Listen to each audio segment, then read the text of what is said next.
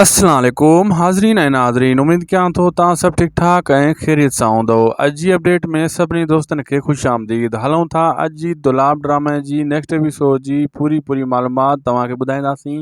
अॼु रिव्यू कंदासीं drama serial दुलाब जी next episode. दोस्तों, अचण वारे एपिसोड में तव्हां इहो ज़हन में यादि करे छॾियो जेको तव्हां इंतज़ार में हूंदो त मंसूर ख़ान कूंज सां शादी कंदो ऐं ककर ऐं जेको आहे होॾो जेको अली ख़ान इहे हिक ॿिए खे तलाक ॾेई मसइला हल कंदा। इहो एॾो जल्द नाहे थियण वारो, इहो आख़िरी क़िस्तनि में वञी सीन थींदा। बहरहाल जेको अचण वारा एपिसोड आहिनि उन्हनि में तव्हां इहो यादि करे छॾियो दोस्तों इहो त क़ुर्बानी मंसूर ख़ान खे ई ॾियणी पवंदी। इहे मतां तलाक ॿई धुरियूं न ॾियनि ऐं मसइलो इन्हनि जो हल कयो वञे ऐं मंसूर ख़ान ई इन्हनि जो फ़ैसिलो हल कंदो। ऐं होॾां जेको अचण वारे एपिसोड में तव्हां इहो ॾिसंदो त शाहनवाज़ ख़ान जे लाइ हिकु ॿी मुसीबत तयारु आहे। उहो मुराद हुन जे लाइ मुसीबत अॻे ई बणियल आहे, उन खां त हू छुटकारो अञा ताईं नाहे पाए सघियो।